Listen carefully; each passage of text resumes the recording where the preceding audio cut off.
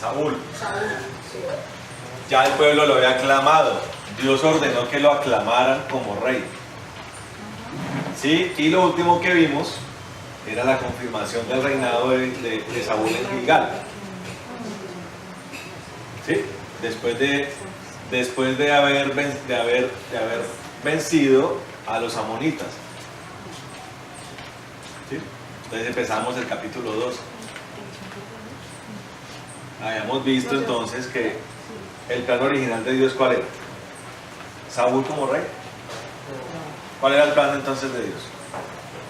Que él no quería, sino que siguieran como diciendo la palabra a través de los profetas. Dios había levantado un profeta, ¿cierto? Sí. ¿Cómo se llama ese profeta? Samuel. Samuel. ¿Y quién quería Dios que fuera el rey de los israelitas? David. No. No. En ese momento David. En ese momento no, pero después sí. Después sí. Samuel, que siguiera. No, Dios mismo. Dios mismo quería ser. Dios mismo quería ser el rey de El ellos. rey de ellos, sí. ¿Sí? Pero ellos pidieron ¿qué? Un rey hombre. Fuera de tiempo, ¿Sí? Querían algo fuera de tiempo. Y lo querían porque se comparaban con las naciones Que tenía colindantes, que tenían un rey. ¿Sí? Y Dios, ¿qué hizo? Le levantó un rey, Sí, que fue Saúl. pero que se convirtió en dolor para ellos. Sí. ¿Sí? Y aún así ellos quisieron eso. Y fue tan así que Dios mandó a que lo aclamaran. Y veíamos a través de eso que pasó con Saúl, analizábamos cómo hay cosas que Dios puede permitir en la vida de las personas, Que no es lo que... pero no es La la voluntad voluntad de Él. perfecta de Dios. Lo vimos como con suficiencia. ¿Sí? Y después de la victoria contra los amonitas, Saúl es confirmado como rey en Gilgal. ¿Sí?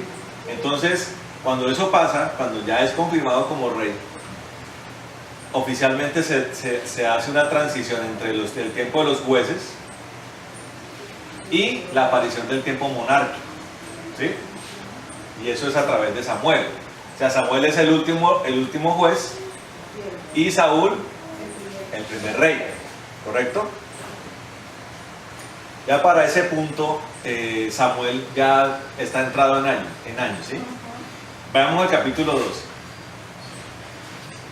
Entonces Samuel dijo a todo Israel: he aquí que he escuchado vuestra voz en todo lo que me habéis dicho, y he constituido un rey sobre vosotros. ¿Cómo se llama el rey? Saúl. Ahora he aquí que vuestro rey irá delante de vosotros. Yo ya soy viejo y estoy lleno de canas. Mira, ¿sí ven? Y he aquí que mis hijos están con vosotros, y he andado delante de vosotros desde mi juventud hasta el día de hoy. Heme aquí, testificad contra mí en presencia del Señor y en presencia de su ungido. ¿De quién he tomado un buey? ¿De quién he tomado un asno? O sea, ahí Samuel está haciendo como una especie de rendición de cuentas, ¿no? Está hablando acerca de la integralidad de su llamado y su ministerio. ¿De quién he tomado un buey? ¿De quién he tomado un asno? ¿De mano de quién he aceptado soborno para cerrar mis ojos por ello? Testificad contra mí y yo lo restituiré. Ellos respondieron: no nos has defraudado, ni nos has oprimido, ni has tomado nada de mano de nadie. Él les dijo: el Señor es testigo contra vosotros. También su ungido es testigo en este día, que no habéis hallado en mi poder ninguna cosa. Ellos respondieron: Él es testigo. Entonces Samuel dijo al pueblo: el Señor es quien designó a Moisés y a Aarón, y sacó a vuestros padres de la tierra de Egipto. Ahora presentaos para que yo exponga con vosotros el caso ante el Señor respecto a todos los actos de justicia que el Señor ha hecho por vosotros y por vuestros padres. Después que Jacob entró en Egipto, vuestros padres clamaron al Señor, y el Señor envió a Moisés y a Aarón, quienes sacaron de Egipto a vuestros padres y les hicieron habitar en este lugar. Pero ellos se olvidaron del Señor su Dios, y Él los entregó en mano de Sísara, jefe del ejército de Azor, en mano de los filisteos y en mano del rey de Moab, quienes les hicieron la guerra. Ellos clamaron al Señor y dijeron: hemos pecado porque hemos abandonado al Señor y hemos servido a los Baales y a las Astartes. pero ahora líbranos de mano de nuestros enemigos y te serviremos. Entonces el Señor envió a Jerobaal, a Barak, a Jefté y a Samuel, y os libró de mano de vuestros enemigos de alrededor, y habitasteis seguros. Entonces al ver que Najas, rey de los amonitas, venía contra vosotros, me dijisteis: no, más bien que haya un rey que reine sobre nosotros, aun cuando el Señor vuestro Dios, que era vuestro rey. Amén. Ahora pues, aquí el rey que habéis elegido, el cual habéis pedido. He aquí que el Señor ha constituido un rey sobre vosotros. Si teméis al Señor y le servís, si obedecéis su voz y no os rebeláis contra el mandato del Señor, entonces viviréis en pos del Señor vuestro Dios, tanto vosotros como el rey que reine sobre vosotros. Pero si no obedecéis la voz del Señor y si sois rebeldes al mandato del Señor, entonces la mano del Señor estará contra vosotros y contra vuestro rey. Presentaos pues ahora y ved esta maravilla que el Señor va a hacer ante vuestros ojos. No es ahora la siega del trigo. Sin embargo, yo invocaré al Señor y Él enviará truenos y aguaceros para que conozcáis y veáis que es grande la maldad que habéis cometido ante los ojos del Señor al haber pedido rey para vosotros. Samuel invocó al Señor y aquel día el Señor envió truenos y aguaceros, y todo el pueblo temió en gran manera al Señor y a Samuel. Entonces todo el pueblo dijo a Samuel: ruega al Señor tu Dios por tus siervos, para que no muramos, porque a todos nuestros pecados hemos añadido el mal de pedir un rey para nosotros. Y Samuel respondió al pueblo: no temáis, vosotros habéis cometido todo este mal, pero con todo no os apartéis de en pos del Señor, sino servid al Señor con todo vuestro corazón. No os apartéis tras las vanidades que no sirven ni libran, ya que son vanidades, pues el Señor no desamparará a su pueblo por causa de su gran nombre, porque Él ha querido haceros pueblo suyo. En cuanto a mí, lejos esté de mí pecar contra el Señor, dejando de rogar por vosotros. Al contrario, os instruiré en el camino bueno y recto. Solamente temed al Señor y servidle con fidelidad y con todo vuestro corazón, considerando cuán grandes cosas Él ha hecho por vosotros. Pero si perseveráis en hacer el mal, vosotros y vuestro rey pereceréis. Amén. ¿Qué tan misericordioso es Dios? No, precioso, imagínate. ¿Qué merecía Israel? Conforme a lo que estaba diciendo aquí Samuel. ¿Qué merecía Israel? ¿Qué merecía Israel por haber hecho tanta esa maldad de haber escogido a un hombre por encima de Dios? ¿Qué merecía? Sí, correcto, ser destruido. Ahora, eso fue algo que se le ocurrió a Dios en ese momento. ¿Qué se me ocurre a mí hacer con este pueblo malvado? ¿O era una ley espiritual ya constituida?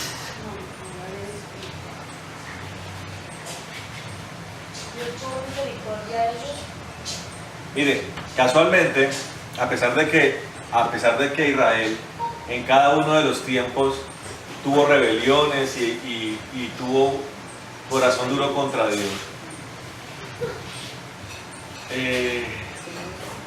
siempre fue como en cierto punto consecuente con el tiempo que vivían. O sea, cuando ellos estuvieron en el desierto, saliendo de Egipto, ellos entendían que estaban en el desierto. ¿Sí? No tuvieron ningún tipo de aspiración diferente a eso. Cuando vinieron los jueces, los israelitas entendieron que Dios levantaba hombres que los juzgaba a ellos y que ese mismo juez los defendía y les daba la victoria sobre sus enemigos. O sea, en tiempos de los jueces, a Israel no se le ocurrió andar pidiendo un rey. ¿Sí? Aún viendo que los otros pueblos tenían rey. Ellos veían desde Faraón, pasando por el desierto, en la conquista de la tierra de Canaán, en los tiempos de los jueces, ellos veían que los pueblos aledaños tenían rey. Pero ellos entendían qué tiempo estaban viviendo. Y nunca hubo un movimiento que pidiera rey. ¿Cuál es la gravedad de esto? Que fue en el momento en el que Dios decide constituirse su rey oficialmente, ya no de manera solamente tácita, sino expresa, ya oficialmente una monarquía donde Dios es el rey y su pueblo está allí, ¿sí? Cuando ellos deciden decir no, queremos un rey hombre. ¿Sí me entienden? Ahí el gran problema.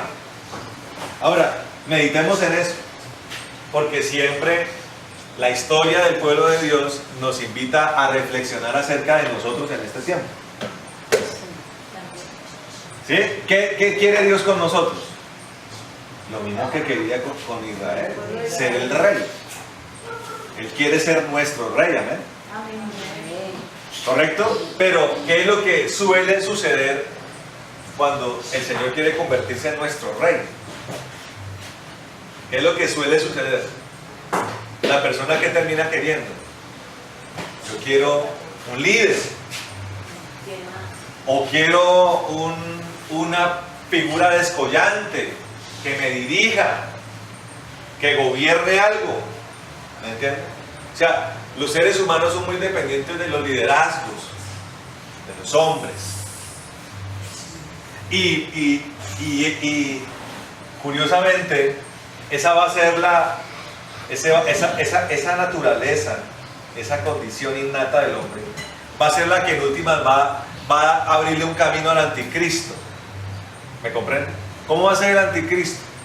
El anticristo va a ser un hombre de una elocuencia, de un carisma, de un verso, de una diplomacia descollante, una inteligencia.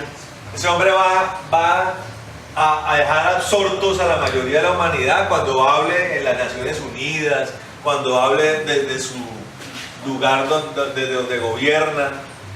El impacto que va a producir en las masas va a ser avasallante, de una intelectualidad, supongo que va a ser una persona muy culta.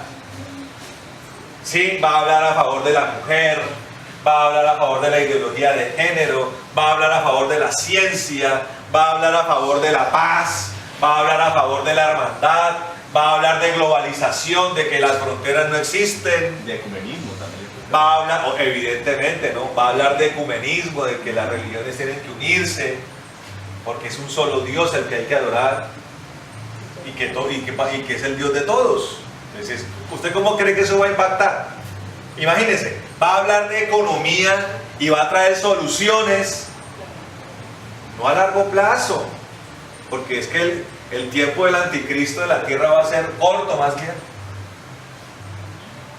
Desde que aparece, desde que se vuelve alguien descollante, hasta el momento en que celebra esa abominación en el lugar santísimo, santísimo del templo de Jerusalén, no va a ser mucho el tiempo.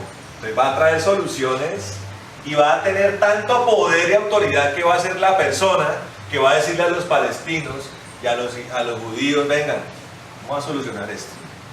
Muchos lo han intentado, pero han fracasado en el intento. Este sí lo va a solucionar. Entonces fíjese cómo es una tendencia del hombre buscar ese tipo de figuras, ¿no? Esos caudillos, esos mesías.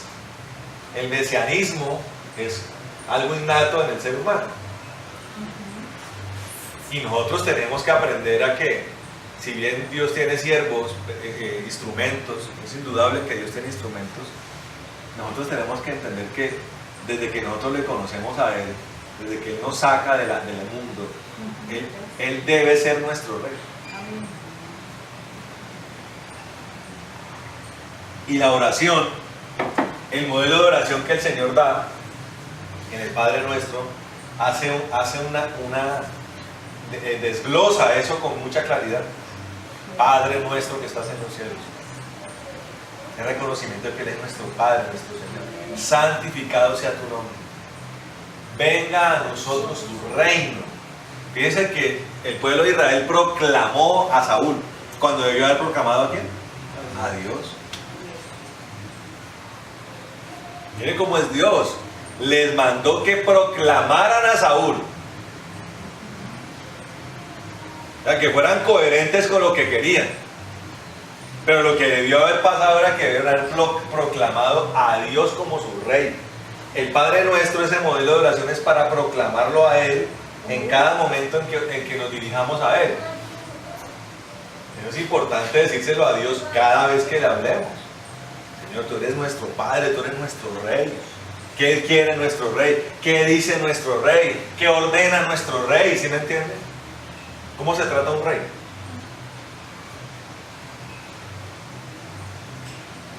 Que le dijera a uno, no sé, el rey, ¿cómo se llama? De Borbón. Le llamara a usted, le diga a usted, y eso que no es su rey, es el rey de España. Que le diga este domingo voy a almorzar en su casa. ¿Usted qué hace? Lléguese, viejo sinvergüenza. ¿Sí? Yo creo que no. ¿Sí me entiende? Porque es un rey, es un dignatario. Tiene una autoridad, tiene una investidura. ¿Sí me entiende? Los reyes tienen esa cualidad. Ahora, ¿cuánto más cuando hablamos de nuestro Rey Dios?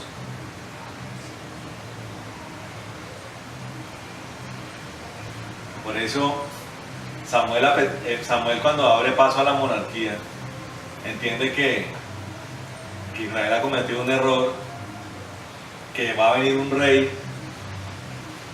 que no es conforme al corazón de Dios, y por eso advierte con severidad: no se rebelen contra Dios. O sea, es una forma de advertir que es muy posible que este rey que va a entrar a gobernar se vaya a rebelar contra Dios. Entonces, ni siquiera el rey mismo, ungido, investido, puede ser un tropiezo para usted. No permita eso. Y eso nos enseña un principio: nada puede disputarse el lugar que Dios tiene. Entonces, le voy a poner un ejemplo. El apóstol Pablo dice: hay que obedecer a las autoridades, ¿cierto? Llámense autoridades civiles, llámense autoridades religiosas, llámense autoridades policivas, pero hay que entender la premisa de que no se va a obedecer a una autoridad de ese tipo por encima de Dios. Si en el momento en que esa autoridad empieza a contradecir la autoridad de Dios, ¿yo qué tengo que hacer? Pero mire que muchas personas con una falsa humildad no entienden eso. Ah, pero es que la Biblia dice. Mire, que uno tiene que hacerle caso a los jefes. El jefe decide que toca empezar a trabajar el domingo por la mañana. Día que hay que culto. ¿Sé qué tiene que hacer? No, señor, mire. Es lo que dice el contrato. Ahora, ¿cómo son los contratos ahora? El famoso contrato de disponibilidad de tiempo. ¿Sí me entiende? O, ¿sí me comprende? O que, por ejemplo, la policía le empiece a prohibir a usted que usted le rinda culto a su Dios. ¿A quién le hago caso? Ahora, por ejemplo, la autoridad de la casa. La palabra de Dios dice: mujeres, o sea, las esposas, sujétense a su marido en todo. Y si el marido es un degenerado, no se puede. La cosa buena. Estamos hablando, cuando el apóstol Pablo... Que es bueno, exacto. Exactamente, y de hecho el apóstol Pablo está hablando de un hombre de Dios. Cuando es un hombre de Dios, con el carácter de Cristo, pues hombre... Ya la mujer que no se sujeta a un hombre que tiene el carácter de Cristo es porque es una mujer rebelde. ¿Sí? Entonces obedecemos a nuestras autoridades hasta el punto en que eso colapse con las cosas de Dios. Colinde con las cosas de Dios. Compita contra las cosas de Dios. Ahí ya no siento mucho. Yo obedezco al Señor. ¿Sí están entendiendo? Para que comprendamos. Y de hecho, un tema tan neurálgico como el de los papás, Que hay papás que sacan el mandamiento cuarto a relucir. Es que usted tiene que hacerme caso a lo que yo digo. Yo soy su papá. Soy su papá. Pero si lo que el papá está haciendo choca con lo de Dios, que uno que tiene que decirle al papá, No. papá, primero está Dios que usted. Ahora, si lo que el papá está haciendo no choca con lo de Dios, yo tengo que honrarlo en todo lo que el papá necesite, ¿sí me entiende? Y requiere. ¿Estamos entendiendo esto? Creo que es muy claro, ¿no? Entonces Samuel está haciendo una advertencia, ojo, cuidado pueblo, y lo hace varias veces, no se rebelen contra su Dios, a pesar de todo guarde los mandamientos, no se tuerza. Y ellos dicen, reconocen su error, ¿cierto? Sí, ya la embarramos, ya esto no tiene reversa, nos tocó tener este rey, fuera de tiempo, pero vamos a hacerle, escucharon a Samuel, y dijeron, vamos a hacerle caso a Dios. Entendiendo que Dios está por encima aún del rey. Porque mire lo que dice acá, si desobedecen al Señor su Dios, lo pagarán ustedes y su rey. O sea, es una forma en la que Dios a través del profeta Samuel está diciendo, ustedes han escogido a este Señor como rey, pero yo soy su Dios. Por encima de él estoy yo. ¿Sí me está comprendiendo? Y el pueblo acepta eso. Amén. Entonces, vamos al capítulo 3. ¿Qué dice ahora? Versículo 1. Dice, Saúl tenía 30 años cuando comenzó a reinar. Estaba muy joven, ¿no?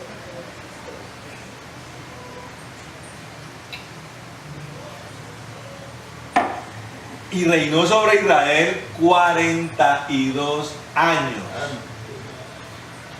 Más tiempo que David. Sí.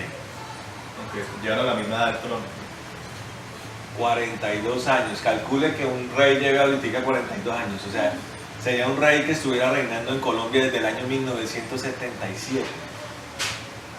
¿Le parece largo? Es un reinado largo. y si sale malo, más largo. Un reinado largo, y si es ha sido un rey implacable, Es más largo. bueno, más largo. ¿Quién le puede parecer largo un reinado de un juez justo? Bueno, hombre, sí, Un hombre justo, equitativo, sabio, misericordioso, que ama a su pueblo, que suple las necesidades de su pueblo, que mantiene la paz en medio de su pueblo, que defiende a su pueblo de sus enemigos. ¿Quién puede estar disgustado de eso? El gran problema de las personas es que en este momento, ¿cuántos gobernantes de la tierra reunirían esa condición? No, mira, en Estados Unidos, ¿será que el señor Trump, un hombre que tiene evidentes nexos con los supremacistas blancos, que la gente que ha trabajado con él asegura que es un racista de raca mandaca? ¿Será que puede ser una persona al cual uno le puede aguantar 42 años de reinado? Y de hecho, las democracias modernas, al darse cuenta que no hay idoneidad en las personas, han decidido que los tiempos en que gobiernan son tiempos limitados. Las democracias exigen que los tiempos de gobierno sean 4, 5, 6 años. Ya las personas megalómanas con ansias de poder son las que se atornillan se atornillan a las sillas de los poderosos. ¿Y cuál es el resultado? A todo aquel que se le ha ocurrido alargar el tiempo como gobernante, ¿qué ha pasado? Miremos el siglo XX. ¿Quiénes se atornillaban en el poder? El señor Benito Mussolini, por ejemplo. Gobernó Italia desde 1922 hasta 1944. 22 años, 20 años menos que lo que reinó Saúl. ¿Y qué pasó con Italia? El señor Adolfo Hitler se convirtió en el rey, en el canciller de Alemania en 1933 y lo mataron, o bueno, se suicidó en 1945. 12 años de gobierno. ¿Y cómo quedó todo? ¿Cómo dejó Alemania? ¿Cómo dejó a Europa? Al señor, yo no sé cuántos muertos se le pueden asignar al señor Benito Mussolini. Al señor Adolfo Hitler se le han asignado por su causa, se le atribuyen cerca de 8 millones de muertos. Ahora, ¿quién venció a Hitler? El señor Stalin. Un hombre que tomó el poder, ese sí fue desde los años 20 más o menos, 25, hasta los años 50, 30 años más o menos. 30 años. Y es un hombre que se le atribuyeron 25 millones de muertes.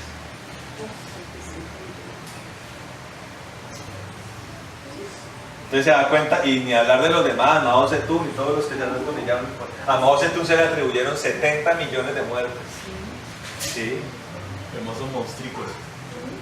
Claro, él mató millones de personas de hambre. Cuando vio que el pueblo trataba con... Es que como China siempre ha sido una nación populosa. Sí. Él dijo, cuando vio que la cosa estaba como en peligro, empezó a matar de hambre al pueblo. Después de que usted mata a un pueblo de hambre, ¿con qué ganas se van a rebelar? No. Y eso, esas personas dicen que son 70 millones en medio de 700, 800 millones de personas. Que se muera la décima parte del pueblo, que esos pueblos ni se reproducen. Ese es el pensamiento del que se atomilla en el poder. ¿Qué quiere decir esto? ¿Quién es el único capacitado para tener un reinado no solamente largo, sino eterno? Dios. Dios le da al que amerita recompensa, le da su recompensa. ¿Se la da desbalanceada o se la da como es? ¿Qué tan perfecto es Dios para dar recompensas? Justo y perfecto. Perfecto. Y nunca se desbalancea en toda la eternidad. ¿Y qué tan perfecto es Dios para dar sanción al que lo merece? Perfecto también. Por eso Dios dice a nosotros, tranquilos, yo soy el que juzgo, yo soy el que le doy a cada quien lo que merece. Déjeme eso a mí. Usted encárguese de predicar el evangelio, de tener misericordia aún de sus enemigos, que si no hacen caso van a acumular carbones sobre su cabeza el día de mi ira. Esté tranquilo. Que una vez ve a la gente angustiada, ¿no? Ay, Señor, pastor, mire esto y mire lo otro. Tranquilo, no se agobie, Dios es el que se encarga de todo. Amén. Usted ore, crea y haga la voluntad del Señor. Amén. Amén. Entonces Saúl inició un tiempo difícil para Israel. Porque Israel, a pesar de que acepta el error que cometió, la consecuencia prevalece. Es que es algo que tenemos que analizar. Muchas veces usted puede aceptar errores. Usted puede haber cometido, estoy hablando de su vida cristiana, pero las consecuencias están ahí. ¿Me está comprendiendo? Yo le voy a poner un ejemplo. La persona que cae en adulterio, el hombre de Dios que cae en adulterio, y entre más eminente sea su posición, más difícil es, más dura la caída. No es igual la caída de una persona que lleva 2, 3 meses en la iglesia, o 6 meses, a un hombre que ya lleva 25, 30 años de ministerio. De ninguna manera. ¿Sí me entiende? No es igual una caída de un segundo piso a la caída desde el salto del Tequendama, no es igual. O a la caída desde la Torre Colpatria. ¿Cómo queda el que se tira desde la Torre Colpatria, desde la terraza? ¿Cómo queda? Esparcido. Tienen los de Ciudad Limpia que llevar palas y llevar espátulas para arrancar la persona del pavimento. En cambio, el que se cae del segundo piso, pues lo más probable es que quede como vivo, ¿no? Pues se va a tirar una pata, las costillas. ¿Me está comprendiendo? Por eso uno tiene que estar cada vez que avanza uno con Dios más vigilante, más. Mire, uno tiene que volverse cada vez más conservador. ¿Usted sabía? Que de ahí viene la palabra conserva. ¿Quién es el conservador? El que guarda la moral, el que se conserva, las personas conservadoras son, por ejemplo, en materia económica, son más proteccionistas, son más de frontera cerrada, ¿sí me entiende? Pero ¿cómo es el liberal? Rompe las fronteras. Y el neoliberal ya es el libre mercado en su máxima expresión, ¿sí me entiende? El conservador es proteccionista, cuida mucho lo suyo, es vigilante. El conservador piensa mucho en proteger la propiedad. ¿Cuáles son las palabras premisas del conservador? Familia, propiedad y Dios. La moral, propiedad y familia. Por eso usted va a ver al conservador peleando para que no se enseñe la ideología de género, por ejemplo. Usted no va a ver allá a Gustavo Petro y su progresismo defendiendo, oponiéndose a la ideología de género, cuando son ellos los que la promueven, ¿sí me comprende? Pero a mí no me parece, don Pastor, que la filosofía de los conservadores sea como defender la propiedad, pero de ellos, del pueblo. No, yo estoy hablando en términos generales, no lo estoy hablando en la práctica, no lo estoy hablando, mire, yo no quiero entrar en las áreas políticas. Pero como es que nombra personas, entonces uno dice, se ubica en el contexto político. Sí, pero estoy hablando de los principios. Cuando una persona dice voy a defender la familia, voy a defender la moral y voy a defender la propiedad, estamos hablando de los principios. Bueno. Para defender eso, ¿me entiendes? No de cómo en el desarrollo se ha aplicado eso. ¿Me comprende? Si usted va a defender la familia, el modelo de familia de Dios, ¿qué es lo que usted tiene que defender? Matrimonio entre un hombre y una mujer. Correcto. Que es la esencia de lo. Correcto. Si usted va a defender la propiedad, ¿qué quiere decir? Que lo que yo he adquirido con esfuerzo, con el sudor de mi frente, merece ser resguardado. ¿A quién le gusta entonces que se le metan a la casa y le saquen la nevera? Lo que le gustó a usted. De eso se trata el concepto de ser conservador. Guardar lo que es lícito, lo que usted se ha ganado con el sudor de su frente. Eso es lo que un conservador defiende. Y el tema de la moral. La moral, ¿de dónde proviene la moral? La moral proviene de la palabra de Dios. ¿Por qué la moral dejó de ser importante? ¿Por qué la moral dejó de ser importante? Porque al quitársele la autoría a la moral quedó desamparada. De hecho hay una película que se llama, para que se la vean, El que cambia los tiempos. Una película bastante interesante. Esa película habla de unos hombres que están en el siglo XIX reunidos en medio de la academia, ¿sí? En los Estados Unidos, y están analizando la posibilidad de empezar a impartir la moral, pero no poniendo a Dios como el autor de la moral. ¿Sí? O sea, quitándole la autoría a Dios de la moral.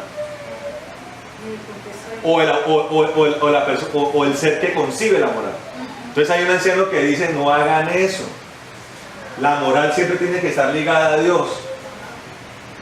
Porque el día que ustedes no enseñen que es Dios el autor de la moral comienza a extinguirse, comienza a cuestionarse, se vuelve subjetiva. Usted Ustedes que han pasado por academia saben que todo lo subjetivo tiende a ser cuestionable, tiende a desaparecer, a ser insignificante.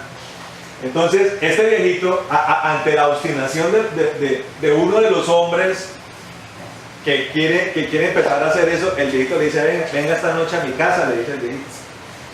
Y cuando el hombre llega a la casa, le confiesa que él ha construido una máquina del tiempo. Y le dice: yo lo voy a mandar a usted al futuro, para que usted vea con sus ojos la consecuencia de que la moral sea desprendida de Dios. Entonces lo manda a los años 90, comienzos del siglo XXI. Y el hombre queda escandalizado de los resultados de la degradación de la sociedad, porque ya la moral está en un estado de coma, ya está desahuciada la moral. Y él se devuelve en el tiempo y convence a todos los demás de que no se cometa tan terrible error. Fíjense que la Constitución Política de Colombia, y eso enfurece a muchos, aún siendo una constitución moderna, de corte social, de corte liberal, por alguna razón menciona a Dios. O sea, es una constitución que se enlaza con Dios. ¿Sí me entienden? Y esa es una forma o sea, eso es como un regazo, un rezago de lo que ha quedado cuando enlazamos la moral con Dios. Porque la moral viene de Él. Él es el autor de la moral. Sí, y uno cuando estudia, por lo menos el texto ético, sí, uno maneja lo de la moral, no, los textos. Correcto. Entonces, para que me entiendan, yo no estoy haciendo aquí una apología del Partido Conservador, ni más faltaba. ¿Sí me entiende? No. Estoy hablando de dónde viene el concepto de ser conservador. Y es bíblico, porque el Señor dice: no aportillen el vallado.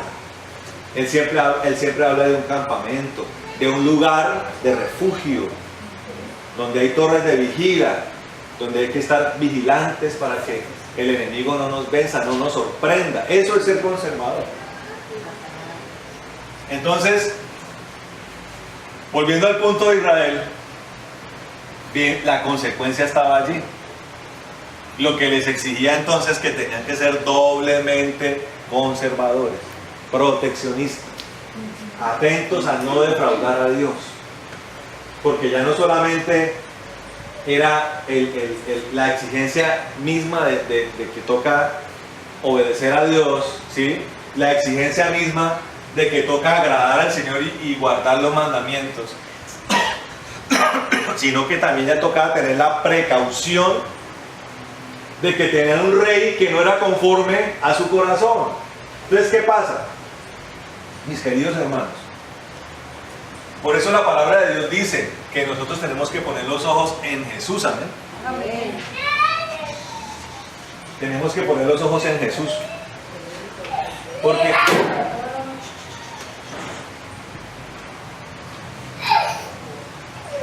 Porque cuando ponemos los ojos en Jesús, al tener ese referente, no va a haber margen de error. Los hombres pueden equivocarse. De hecho, generalmente lo hacen. ¿Sí? Pero Jesucristo no. Amén. Entonces, volviendo al punto del adulterio y hablando de cómo toca evitar las consecuencias. Una persona que cae en adulterio no va a ser el mismo en la medida que se levante, no va a ser el mismo. Ni el ministerio ni su vida cristiana va a ser igual.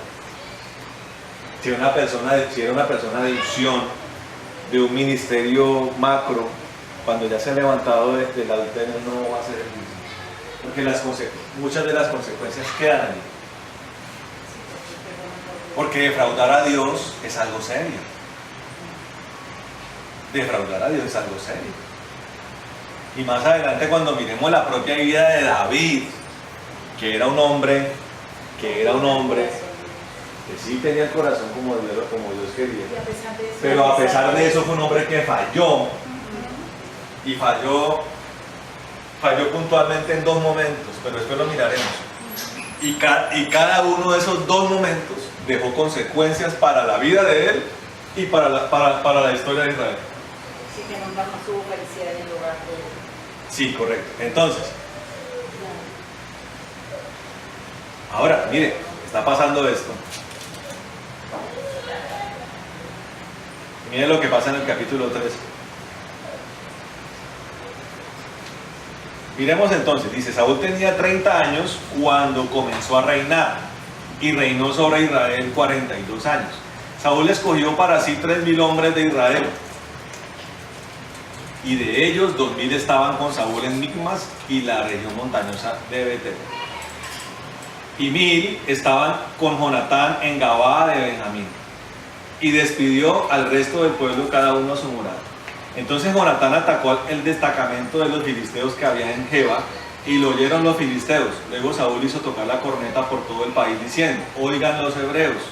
Y todo Israel oyó que se decía: Saúl ha atacado el destacamento de los filisteos, y también Israel se ha hecho odioso a los filisteos. Entonces el pueblo fue convocado en Gilgal para seguir a Saúl. También los filisteos se reunieron para combatir contra él, movilizando 3.000 carros, 6.000 jinetes y gente tan numerosa como la arena de la orilla del mar. Ellos subieron y acamparon en Micmas, al este de Bet-Aven. Cuando los hombres de Israel se vieron en aprietos, porque el pueblo fue puesto en apuros, se escondieron en cuevas, grietas y peñascos, fosas y cisternas. Y algunos de los hebreos cruzaron el Jordán hacia la tierra de Gad y de Gala. Saúl estaba aún en Gilgal y todo el pueblo iba tras él temblando. Él esperó 7 días conforme al plazo que Samuel había señalado, pero como Samuel no venía a Gilgal y el pueblo se le dispersaba, Saúl dijo: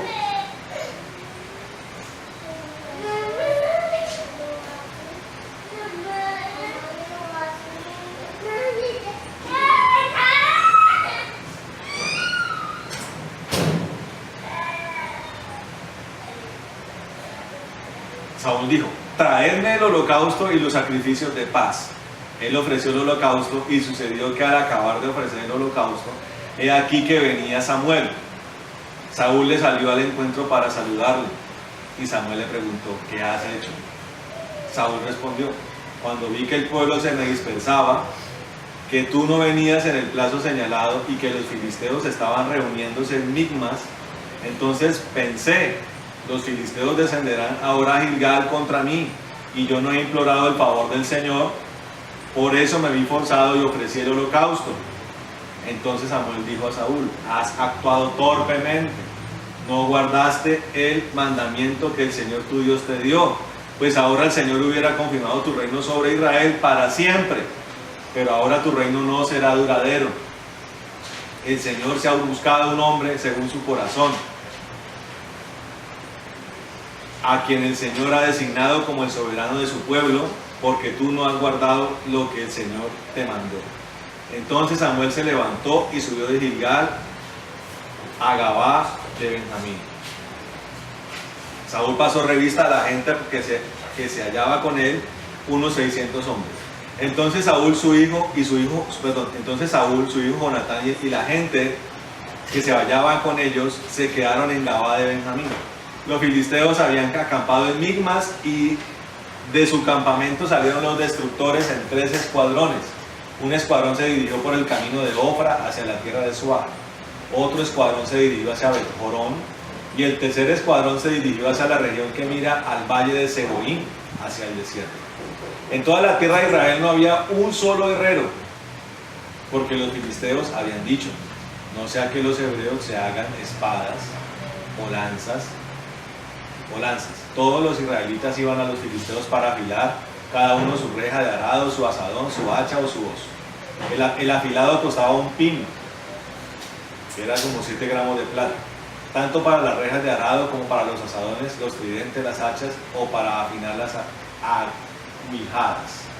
Sucedió pues que en el día de la batalla no había ni una espada ni una lanza en poder de ninguno de los que estaba con Saúl y con Jonatán, excepto Saúl y su hijo Jonatán, que sí las tenían. Después el destacamento de los filisteos se dirigió al paso de Micmas. Paremos ahí. ¿Quién puede negar que Saúl tenía determinación para batallar contra los filisteos? ¿La tenía o no la tenía? La tenía, ¿cierto? ¿Él quería enfrentarlos? Sí. ¿Él confiaba en que podían ganar? Sí. Pero mire cómo, ahora, más adelante nos daremos cuenta que aún Dios les dio la victoria sobre los filisteos. Pero mire cómo ese episodio vuelve y refleja una falencia del corazón de, en dos momentos refleja la condición del corazón de Saúl. Y de cómo Saúl no temía a Dios. ¿Sí? Y cómo Saúl no respetaba el mandamiento de Dios y las ordenanzas de Dios. Las tenía como nada. Cuando miramos las condiciones entre un ejército y otro, ¿qué podemos ver allí? ¿Cómo estaba Israel? No tenía ni espadas. Era un pocotón de granjeros. Porque ellos no eran guerreros. No tenían herreros en medio de Israel. Los herreros, ¿dónde estaban? En Filistea. Pero porque estaban bajo el poder de Filistea, ¿no? Estaban, como por decirlo hoy en día, bajo un embargo. Correcto. Los tenían fregados. ¿Cómo eran los ejércitos de los filisteos? Poderosos, ¿no? Mire cuánta caballería, mire cuántos carros, mire cuánta infantería tenían. ¿Sí? Y ellos eran 600 eran ellos. Contra miles de filisteos, contra ejércitos a caballo, ejércitos con carros. Un ejército se consideraba poderoso por la cantidad de carros y caballería que tenía. Entonces, cuando se ven esas condiciones tan desiguales en el campo de batalla, ¿a qué tenía que recurrir Israel? A su Dios, conocido como el Dios de los ejércitos. Amén. Ellos tenían que levantar un altar y adorar a Dios. Amén. El momento era crucial para adorar a Dios. Y ahí tenemos que hacer una pausa. ¿Por qué? Porque resulta que adorar a Dios, tanto en ese tiempo como ahora, es algo que tiene una serie de características. Que no ha perdido vigencia, ¿no? ¿Sí me entienden? Levantar un altar de una serie de condiciones. Amén. ¿Cómo era el altar? ¿Qué madera se utilizaba? ¿Cómo se ofrecía el holocausto? ¿Quién ofrecía el holocausto? ¿Quién tenía que ofrecer el holocausto? El sacerdote. El principal sacerdote del momento, ¿quién era? Aarón. No. Ay, eso es Samuel. Samuel. Uy, Dios mío, Aarón el longevo. No, Samuel. Samuel le dice a Saúl: en 7 días nos vemos. ¿Qué es Samuel? Samuel es como la trompeta de Dios. Cuando Dios o un profeta de Dios dice en 7 días, ¿a qué tiene uno que atenerse? ¿A que no es en un día? Ni en el segundo día, ni en el tercer día, ni en el cuarto día, ni en el quinto día, ni en el sexto día. Es en el séptimo día, ya casi bordeando a comenzar el octavo día.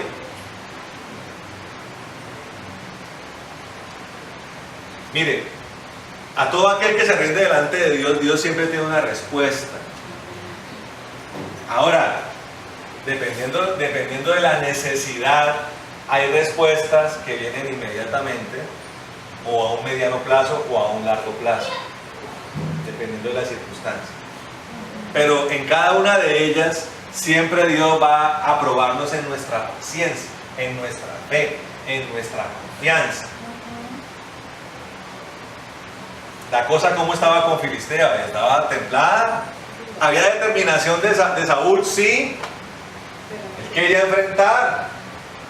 Él iba delante del pueblo, claro, un pueblo timorato, miedoso. Claro, venían de un pocotón de años de aflicción, de esclavitud. El espíritu de los hombres israelitas estaba en la mínima expresión.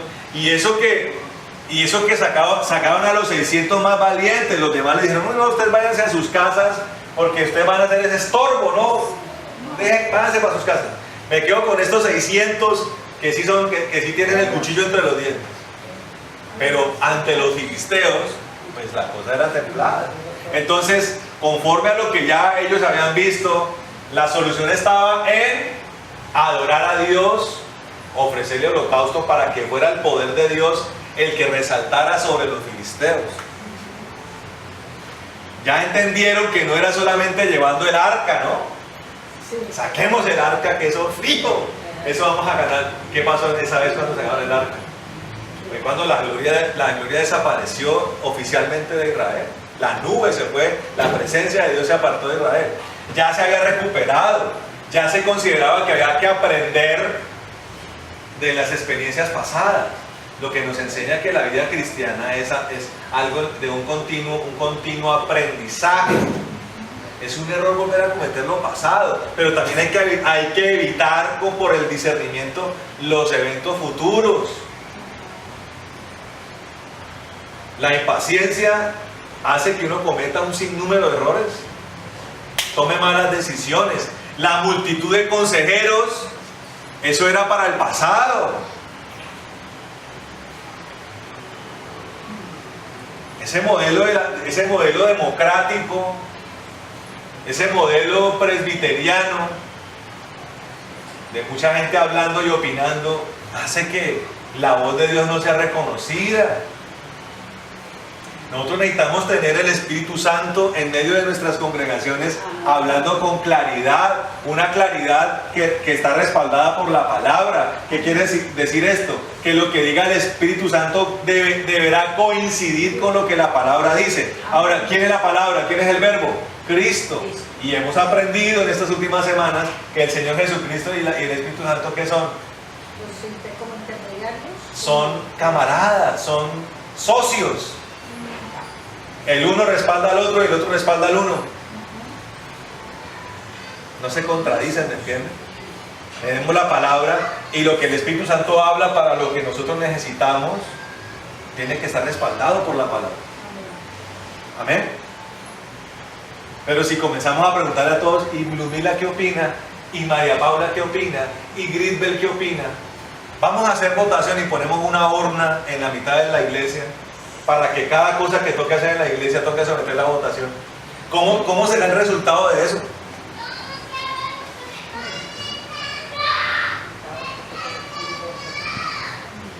¿Me está comprendiendo? Ahora, imagínese que cada decisión tenga su consecuencia. Dios dice, yo soy el que tengo la solución. Por ejemplo, voy a poner un ejemplo. Dios dice, la solución la tengo yo en esta caja. Aquí está la solución que ustedes necesitan. Pero terminamos utilizando algo diferente a lo que Dios tenía. ¿Cómo se va a sentir Dios? Correcto. Defraudado. Y la solución que nosotros aplicamos, ¿qué va a traer? Un desastre. Una consecuencia. Entonces imagínense, ¿cómo vamos a llevar la vida cristiana si vamos acumulando defraudaciones a Dios y consecuencias malas? Por eso hay ministerios que terminan colapsando. Las columnas se comienzan como a caer. Y no solamente ministerios, la propia vida cristiana de las personas se empieza como a desbarajustar, los principios se comienzan a diluir. ¿Y cómo termina la persona? Comenzó tal vez bien, ¿y cómo terminó? Mal.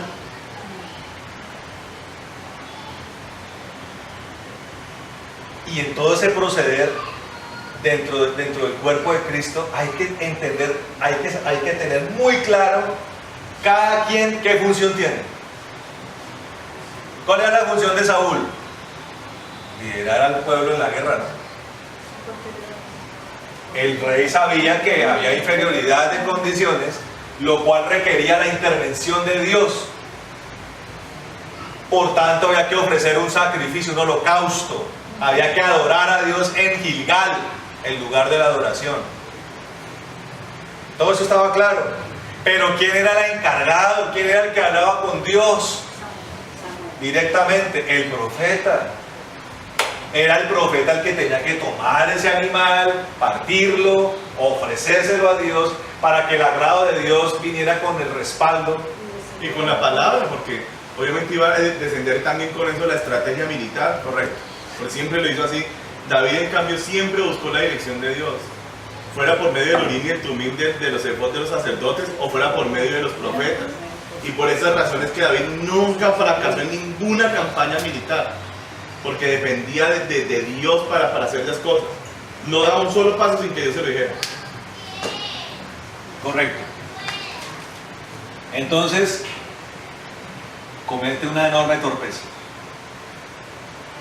Llega el séptimo día. ¿Qué tal que los del aposento alto hubieran dicho un día antes?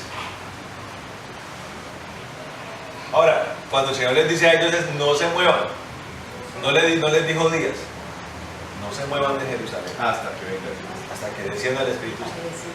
Ahora, curiosamente era algo que, o sea, era algo para lo cual los del aposento alto no tienen un referente. O sea, yo creo que ellos se preguntaron, ¿cómo va a pasar eso? ¿Cómo va a ser ese asunto? Pero lo que sí tenían muy claro era que era algo que tenía que ser muy poderoso, y tenía que ser muy poderoso porque ya habían visto caminar al Señor haciendo milagros y sanidades y prodigios y perdonando pecados, muriendo en la cruz, resucitando. Ya lo habían visto ascender además.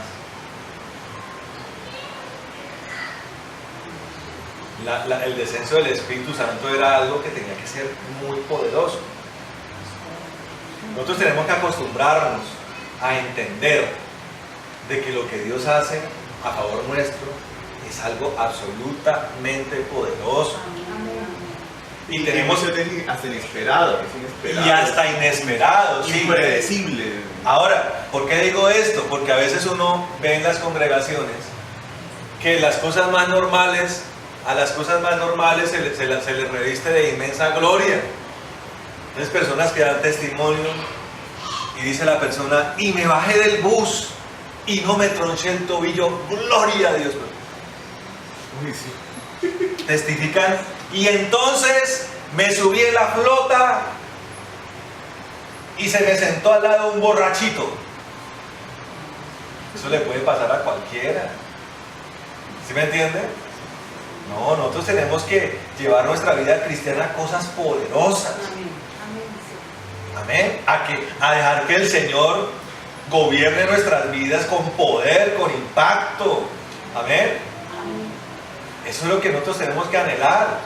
El gobierno del Señor tiene que ser algo estruendoso. No mandó rayos y lluvia para que entendieran que la habían embarrado. Para que sepan que ustedes la embarraron. Ahora vienen truenos y tormenta. ¿Y qué descendió?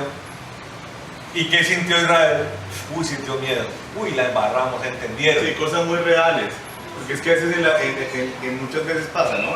¿Y cómo estuvo allá la cosa por este lado? No, hermoso, una cosa tremenda. ¿Y qué pasó? No, pues nada, pero uy, fue una cosa tremenda lo que... Hombre, lo de Dios es tremendo porque realmente es tremendo. Cuando uno escucha, por ejemplo, que la señora se sanó de cáncer en el colon, uno dice, uy, ¿quién puede hacer eso? Dígame usted. Dios solamente. Podemos decir que Dios está entre nosotros, Dios está aquí. Amén. Amén. Amén, amén. Pero muchas veces decimos, ¡y Dios! Y oye, va uno, yo le digo porque yo he sido un hombre que ha recorrido mucho ministerio y mucha iglesia. Y muchas veces viene a las iglesias es un resecamiento. La presencia de Dios es como si se apartara de los lugares. Y entonces las personas viven de momentos. Por ejemplo, ponen una gran obra teatral y vienen 50 jóvenes. Te dices, ¡tú poderoso! ¿Por qué, hermano? Porque la actuación de esa muchacha, la hija del pastor, fue algo de un Oscar. Hombre, ¿cómo tocaron los músicos? ¿No escuchan? No, hermano, lo de Dios no es lo del hombre, eso es del hombre. Poderoso tocan los de Metallica. Poderosa, no sé, para actuar era Marlon Brando. Eso es un poderoso actor. Apocalíptica tocando metal. Bueno, entonces es poderoso de hombres. Pero hay cosas, hermanos, que solamente uno puede hacer en este universo. Alguien que nace de nuevo. Cuando yo veo a alguien recibiendo el Espíritu Santo embriagado de la gloria de Dios y hablando unas lenguas que ni... Mire, las lenguas cuando vienen, hermano, no piense cómo va a ser, porque es algo que no se controla. Es una cosa que se rompe la fuente, ¡ay! Usted empieza a orar y a hablar en lenguas y a llorar, usted no sabe ni de qué le está pasando. ¿Sí? Pero lo de Dios es así, es real. Entonces, claro, cuando el Espíritu, a mí me pasó igual, cuando yo dije, uy Señor, ¿cómo será recibir el Espíritu Santo? Y yo me acuerdo que yo dije, porque uno a veces tiene una visión de la fe errada, ¿no? Yo dije, Señor, el día que yo vaya ya a la cúspide de la montaña donde yo iba a orar, el día que yo llegue allá, ese día me bautizas con el Espíritu Santo. Como si la fe le impusiera a Dios los términos y las condiciones, porque hay doctrinas en la iglesia que enseñan eso. Que es como la determinación de uno la que hace que la mano de Dios se mueva. Mentira. La mano de Dios se mueve en el tiempo de Dios. Y si no, mire la desgracia de andar queriéndole torcer la mano a Dios fuera de los tiempos. Y quiero decir esto antes de que la enseñanza termine. Miren, Saúl era un rey era un remiendo tan terriblemente evidente que él venía de la tribu de Benjamín. Y quiero mencionar eso porque es muy importante. Cuando usted quiera mirar algo, qué tan de Dios es, usted tiene que entender las profecías. Tiene que mirar qué ha dicho Dios con anterioridad acerca del asunto. Y yo voy a hacer una pregunta. ¿Qué había dicho Dios acerca de los reyes de Israel? A ver, ¿quién me va a responder esa preguntita? Britney. No, hombre, Britney, no se has leído el Antiguo Testamento, ¿cierto? ¿No? ¿Te has leído Génesis ya? Ah, bueno. Grisbert tampoco ha leído Génesis, ¿cierto? La respuesta está en Génesis, ya les estoy dando la respuesta. A ver, mi hermano, pues de pronto le viene a la memoria qué había dicho Dios acerca del rey en Israel. Entonces ya Dios había hablado.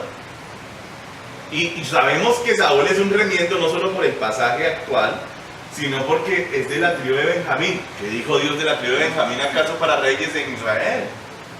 Miren, les voy a explicar. Ya Dios había hablado de qué tribu vendrían los reyes.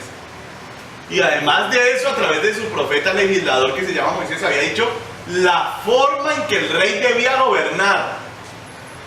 Si usted se da cuenta, Dios les dice, ¿quieren rey? Ok, entonces ¿qué tal si escogemos uno de la tribu de Benjamín? Cosa que él nunca dijo que vendrían de Benjamín. Pero además, ¿sabe qué es Samuel?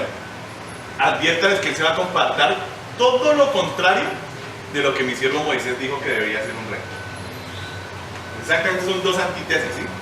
Entonces, pregunta, ¿qué había dicho Dios y a través de qué boca había dicho Dios? ¿De dónde venían los reyes de Israel? Cuando Dios dijera, llegó la hora de cumplirle la promesa a Abraham, de tu lomo saldrán reyes y tendrás hijos en multitud. Cuando llegó la hora de cumplir esa promesa, porque las promesas de Dios se tienen que ¿qué? Cumplir. Cuando llegara el día del cumplimiento, ese rey que Dios le prometió a Abraham, esos reyes, ¿sí? Ese rey que Dios le había prometido a otra persona atrás, ¿de qué tribu tenía que ser? De Judá. ¿Por qué? ¿Quién lo dijo? Porque yo estaba leyendo la historia de esa. Bueno, justo le pegó. A ver, vamos a ver. De Judá, ¿por qué? ¿Quién dijo eso? Porque es el linaje de Jesús. Porque era el linaje de Jesús. Si no, Jesús sí, él es a donde apunta la profecía, pero ¿quién la dio? ¿Quién dijo? El cetro no se apartará de Judá y de ti saldrá el legislador. ¿Quién dijo esas palabras? El domingo, David. ¿Ah? No, David va después de Saúl, imagínate. No, Génesis. ¿Qué? No. Pensé que había dicho el nombre. ¿Quién es el papá de Judá? Claro, por ahí va la cosa. ¿Quién era el papá de Judá? Jacob. Pero mire, le voy a decir esto. Porque yo estaba enfocado en las 12 tribus de Israel. Pero párenme bolas porque es que tengo una reflexión bíblica entre pecho y espalda desde hace rato que se llama el poder de la bendición. Porque cómo me gustaría a mí que los creyentes entendieran cuánto poder y cuánto peso tiene la bendición de 3 personas. ¿Cuántas dije? Tres. Abraham. En la tierra. Papá, mamá y padre espiritual. La bendición tiene tanto peso y tanto poder que marca un camino. Cuando Jacob bendijo a cada hijo de él, Sí. les marcó el futuro de cada tribu. Eso estaba Tremendo, ¿no? sí. Sí. Entonces, escúcheme, párenme horas. Cuando ustedes dos allá que están atrás necesiten algo de Dios y quieran que Dios que les vaya muy bien en la vida, pídenle a su mamá que los bendiga. Y a su papá espiritual que los bendiga. Amén. Usted, mamá, ¿usted qué quiere para sus hijas? Lo que usted quiera, bendígalas, hable esa bendición, háblela. Esas palabras les abren una brecha. Las encausan, las meten, ¿cómo les digo yo eso? Como decir, ¿han visto los kayaks? Los barquitos esos donde van por lo rápido. Así. Es como cuando usted bendice a un hijo, es como meterlo en un kayak y botarlo por un rápido. Lo mete en un río. Ustedes se cuenta, es tan remiendo, oiga, hermanito, es tan reventado ese Saúl, tan remiendo, que es de la tribu de Benjamín. Sí, porque Benjamín, él fue el que... Ahora, tal cual es el problema, así fue él, ¿cierto? Pidieron un rey fuera de tiempo, fuera de la voluntad de Dios, fuera de las profecías, completamente en desobediencia a Dios. ¿Cómo fue ese rey con Dios? Desobediente. De hecho, no solamente dice eso, sino que la bendición más extensa de toda, la de Judá. De Judá, sí. Es lo que dice respecto, lo voy a leer, dice. ¿Qué capítulo? Eso está en el capítulo 49 de Génesis. Dice el 8, versículo 8, dice: Judá, tus hermanos te alabarán, tu mano estará sobre el cuello de tus enemigos, y los hijos de tu padre se postrarán ante ti. Eres un cachorro de león, oh Judá, vuelves de cazar, hijo mío. Se agacha y se recuesta cual león, y como leona, ¿quién lo despertará? El cetro no será quitado de Judá, Oiga, ni la vara de autoridad de Oiga. entre sus pies, él era el pastor, ¿sí ven? El Hasta- designado como pastor de Israel era él. hasta que venga Silo, y le obedecerán los pueblos, atando a la vid su borriquillo y la cepa la cría de su asna. Lavan en vino su vestidura y en sangre de uva su mano. Increíble. Toda la profecía mesiánica dada por Jacob, o sea, ese es el Mesías. Sus ojos están cuando brillantes por pisa el el lagar de la ira de Dios. Estamos hablando de Apocalipsis 16. En Génesis 49 ya están lo que va a pasar en Apocalipsis 16 está ahí. Imagínense. Sus ojos están brillantes por el vino y sus dientes blancos por la leche. Entonces viene la pregunta, ¿cómo quieren ver ustedes sus generaciones? ¿Benditas o malditas? ¿Y en dónde está ese poder? En la boca de la autoridad. Por eso siempre honre sus pastores, sus padres espirituales y provoquen ellos bendiciones, nunca maldiciones. Amén. Cuando el pastor se pare aquí al final del culto para decir, pueblo, los voy a bendecir, de inmediato párese y levante los brazos. Porque esa bendición que él dé la va a cumplir Dios sin falta. Y por eso es importante que el papá espiritual bendiga. No que ore para que Dios nos bendiga a todos, no, que use la autoridad que Dios le ha dado y diga, pueblo de Dios, que el Señor los bendiga con esto, con aquello, con lo otro, todo. Correcto.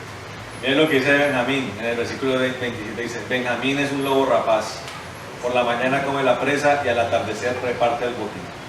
Él fue el que... O sea, era gente fiera, ¿sí? Y hasta terrible.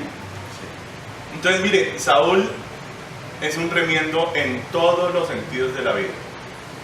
¿Cuál era el primer rey que Dios tenía para Israel? Su Davidcito. Entonces, mire, ¿era la voluntad de Dios? Sí. ¿Era el tiempo de Dios? No. Entonces yo le voy a decir, le hacer una pregunta aquí a estos doctores que están atrás. ¿Es la voluntad de Dios que ustedes se casen? ¿Sí o no? ¿Ustedes qué dicen? ¿Sí creen que sí o no? ¿Usted cree que no? ¿Usted qué dice, Britney? ¿Usted qué dice, Grisbert? ¿Pero qué hay que esperar, hijo? El tiempo. ¿Vale? Y para saber cuándo es el tiempo de uno, vea. Hable con los sabios. Hombre, si Israel le hubiera dicho a Samuel que era el sabio de Dios, Samuel, es que queremos con un rey, hermano, pero no queremos pecar. ¿Por qué no le preguntas a Dios si es el tiempo o no? ¿Por qué? Porque usted que está joven, usted no tiene la misma sabiduría que el sabio de Dios. ¿Sí? Que el hombre de Dios. Entonces usted le pregunta, ¿usted cree que ya es mi tiempo, pastor? ¿Usted cree que yo estoy lista para casarme? ¿Qué le va a decir él? No, mija, no. Y cuando el día que usted tenga una novia o usted un novio, ¿a quién hay que presentárselo? Primero, sí, no, claro, a Dios, amén. Pero también hay que llevarlo a las autoridades tangibles, porque es que la gente dice que se lo presenta a Dios, pero muchas veces la gente no tiene una relación con Dios, ni escucha a Dios, ni nada. Entonces, ¿qué hace usted? ¿Se lo lleva a quién? Que un tipo la está persiguiendo. Entonces, mamita, no, primero llévesela ya a su mamá que tiene ojo de, vea, ojo clínico, ojo de águila. ¿Se entiende? Ya las vivió todas. Ustedes todavía están así mirando el mundo, ya ella la vivió toda. Entonces, ¿qué va a hacer ella cuando mira al chino? No más cuando lo vea entrar y dice, ¡ah! ¿De dónde me sacó a este bandido? ¿Me entiende? Porque ya es ojo clínico. Y cuando aparezca en la iglesia y usted se lo traiga a su pastor, él también le va a decir, mija, mal, o le va a decir, va bien la cosa, hijita. Pero todo tiene que, su tiempo. Correcto. Puede ser la voluntad de Dios, pero fuera del tiempo es una maldición. Nunca se lo olvide. Y eso le costó a Saúl que Dios lo desechara. Ese fue el principio de que Dios desechara a Saúl. ¿Correcto? Y ahí le dice el Señor a través del profeta que ya se ha concebido uno mejor que él. Tenía pensado alargar su reino, pero por causa de... Ahora, Samuel le dijo eso, ¿no? Pero vuelvo y digo, ya mirando la profecía se da cuenta que no, Dios jamás afirmaría para siempre el trono de Saúl. Eso fue dicho por Samuel. Ahí vemos que no es palabra de Jehová, sino palabras de Samuel. El profeta. Claro, porque si hubieras obedecido hoy a la voz de Dios, dice, Dios hubiera afirmado tu reino para siempre, pero nunca Dios prometió eso en Benjamín.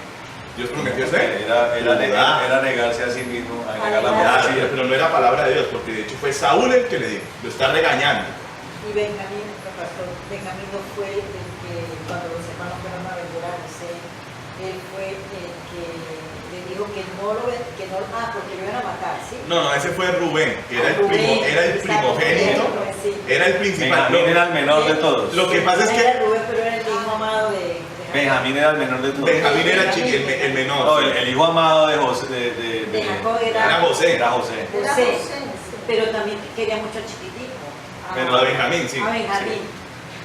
Pero el hijo amado era José. José sí, muy bien. Pero mire cómo Dios ya conoce las cosas, ¿no? Porque uno nota ahí que cuando Jacob da esa bendición, Uy, ya, ya te es Jacob tomado por Dios. a cada hijito. Porque el Señor no podía poner su plan en manos del emocionalismo de Jacob. Es que uno tiene que entender ahí uno entiende la importancia de que en uno gobierne el Espíritu Santo. Porque cuando uno gobierna el Espíritu Santo, lo que es de Dios sale con nitidez. La ciencia, la palabra de sabiduría, la oración que uno debe hacer, la bendición que uno debe hacer, sin que le falte una palabra, sin que le falte una coma. Sí, así es, amén. Entonces uno llega, mire cómo es Dios de perfecto. Cuando yo me casé, mi papá era una persona que ni oraba, pero yo necesitaba que él me bendijera. Ya me había bendecido aquel Amén, papá. don Francisco no estaba convertido, así es. Yo entendía que mi papá no es convertido, porque cuando el papá del pastor oró por él, cuando salió de Oraves y comenzó con mi amado Jesús, pues don Antonio era un hombre entendido de lo que es la oración. Entonces le dije, baste acá, hijo mío, en su regazo y todo el cuento, ¿sí me entiende? Y don Antonio oró como Dios le dijo que tenía que orar. Pero mi papá fue la misma oración de mi pastor Pablo. correcto, Igualito. confirmada. Entonces yo digo, uy Señor, mi papá no es convertido, pero que yo sé la importancia que radicaba de que mi papá orara por mi matrimonio. Pues Dios levantó por allá una persona que le dijo, don Francisco, yo le voy a pasar a usted una hoja con una oración. Y le pasa una oración y la tremenda. Pero entonces mi papá la cogió, la repasó y entendió que era lo que tenía que decir. Y cuando ya él la emitió, era mi papá ya siendo tomado por Dios, Dios dándome esa bendición a través de la hoja que él leyó.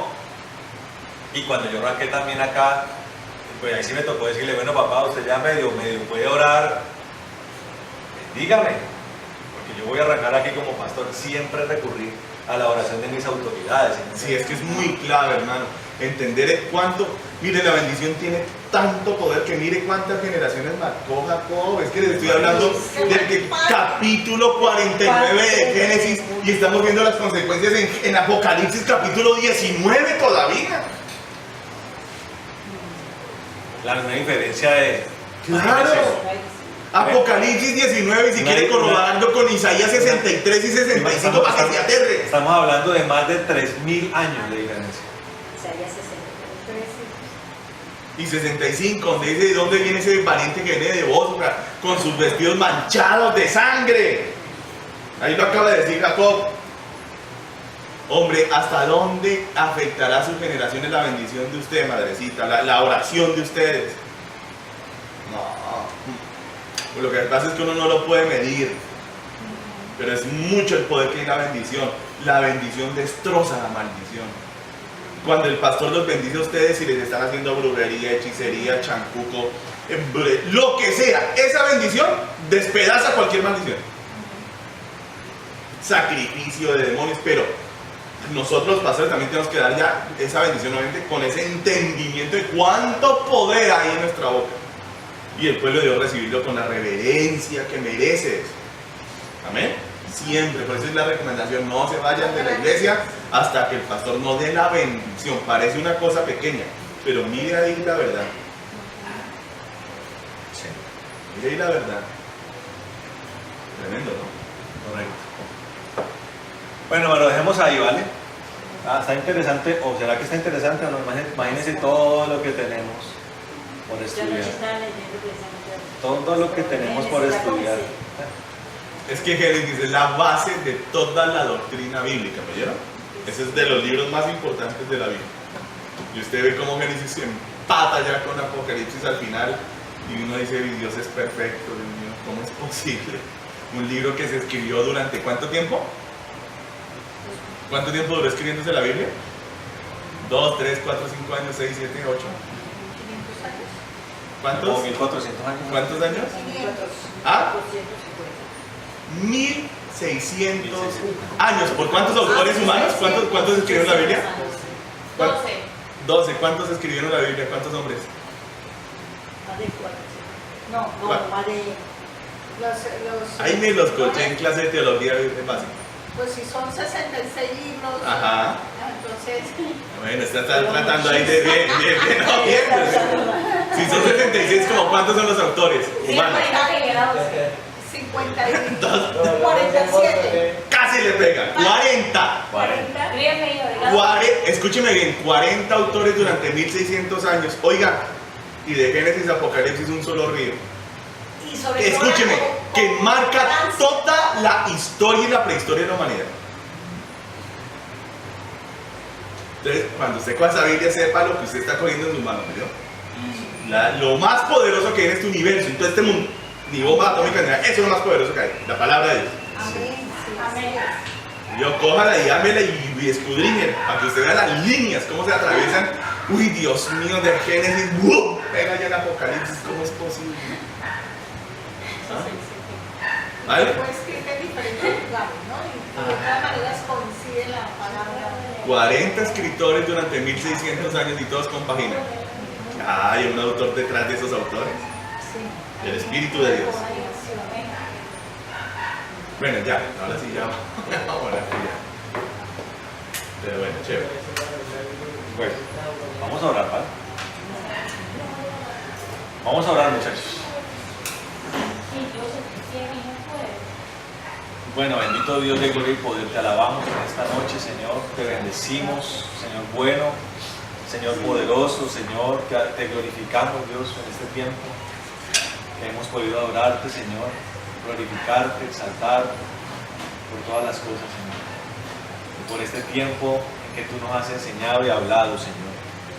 Señor maravilloso, la importancia de tu palabra, Señor, la importancia de tu verdad, Señor maravilloso, porque tu verdad es la que nos trae vida, la que nos trae entendimiento, Señor maravilloso, la que nos trae libertad, Señor. Te pedimos, Señor, que esta palabra que hoy aquí se ha enseñado quede impartida en los corazones de mis hermanos, Señor, y que allí en esos corazones, Señor, rinda un fruto abundante y rebosante, Señor maravilloso, y que ese fruto se pueda contar al 100 por uno, Señor, en el nombre de Jesús, y que esa palabra que se ha emitido, Señor, cumpla el propósito por el cual ha sido enviada y ha sido impartida y ha sido enseñada, Señor, en el nombre de Jesús de Nazaret, Señor, entendiendo, Señor maravilloso, las consecuencias de la desobediencia, entendiendo las consecuencias de la obediencia, entendiendo el entendimiento, entendiendo, Señor, la comprensión de los tiempos, Señor, entendiendo la necesidad de la fe, de la paciencia, Señor, a obedecer a ti en todas las cosas, Señor, esperar en ti todas las cosas, y considerando siempre, Señor, que tú eres nuestro Señor y Rey, por encima de todas las cosas eres nuestro Señor y Rey, amado Dios. Te pedimos en el nombre de Jesús que conforme a esto, Señor, nos guardes y que derrames tu corazón, Señor, que derrames tu presencia sobre nuestro corazón, Señor maravilloso, en el nombre de Jesús, que nos llenes hasta los huesos, maravilloso Dios, Señor, y que nosotros seamos a través de esto, Señor, confirmados en algunos en la naturaleza tuya, y a los que no, Señor, sean transformados a tu naturaleza. Pedimos en el nombre de Jesús que ninguno de los que están aquí se pierda, sino que todos accedan a la vida eterna, Señor, y que tú traigas recompensa por el tiempo que han dedicado a escucharte, Señor. En el nombre de Jesús, Señor. Bendecimos sus casas, bendecimos sus familias, bendecimos sus hijos, bendecimos Señor, su descendencia, sus hogares, sus finanzas. Señor, oramos como lo hizo Aarón, que tú nos bendigas y nos guardes, haga resplandecer tu rostro sobre nosotros, tengas de nosotros misericordia, alces tu rostro sobre nosotros y pongas en nosotros paz. En el nombre poderoso de Jesucristo, Señor, te lo pedimos, Señor, y oramos como Javes también oró, que tú nos bendigas, que ensanche nuestro territorio, que tu mano esté con nosotros y que nos libres de todo mal para que no nos dañes, Señor. En el nombre de Jesús. Atamos toda retaliación y venganza, toda muerte, toda calamidad y enfermedad y la echamos al abismo. En el nombre de Jesús. Señor, bendecimos las ofrendas que mis hermanos traen y pedimos, Señor, que tú las multipliques amplia y poderosamente. Amén. En el nombre de Jesús. Amén y amén. Bueno, hermanos, que Dios los bendiga y les guarde. Nos vemos el domingo. Amén.